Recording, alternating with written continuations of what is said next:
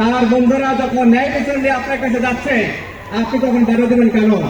রাষ্ট্রের এত বাহিনী থাকা সত্ত্বেও রাষ্ট্র তার ঘাতককে এখনো আটক করতে পারে নাই। আপনি তাদের পক্ষ হয়ে ন্যায় বিচার প্রতিষ্ঠা করবেন। আমাদের শিক্ষার্থীরা যখন রাস্তায় আন্দোলন করেছিলেন, যখন মায়ের ডাক, বাবার ডাক, অভিভাবকের ডাকের আমরা সাড়া দিয়েছিলাম। আমরা রাস্তায় আছি, আমরা রাস্তায় থাকব। আমরা বিশ্বাস করি এবং এটা সুস্পষ্টভাবে প্রমাণিত, আমাদের শিক্ষার্থীরা তারা যথার্থ এবং ন্যায়ভিত্তিক আন্দোলনের সাথে আছে। আমাদের নৈতিক দায়িত্ব শিক্ষক হিসেবে আমরা ক্লাসরুমে যে নীতি নৈতিকতা শিক্ষা দেই, আমাদের শিক্ষার্থীরা সেই নীতি নৈতিকতা বাস্তবায়ন করার জন্য তারা রাস্তায় নেমেছে। তাদের এই যৌক্তিক আন্দোলনের পিছনে আমরা আছি, আমরা থাকব। রাষ্ট্রের দায়িত্ব ছিল একটি বিপ্লবের মধ্য দিয়ে যে রাষ্ট্রটি প্রতিষ্ঠিত হলো, সেই রাষ্ট্রের দায়িত্ব হচ্ছে ন্যায় প্রতিষ্ঠা করা।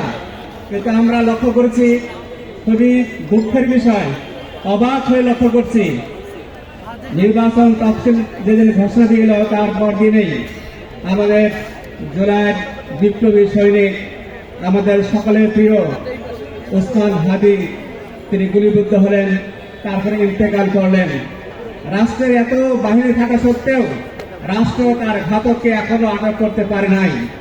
এবং আমাদের শিক্ষার্থীরা দীর্ঘদিন যাবৎ ন্যায় বিচার প্রতিষ্ঠা করার জন্য রাত্রিদিন 24 ঘন্টা রাস্তায় সেই দাবিটি জানিয়ে আসছিল, কিন্তু সরকারের পক্ষ থেকে সেরকম কোনো সাড়া আমরা পাচ্ছি না।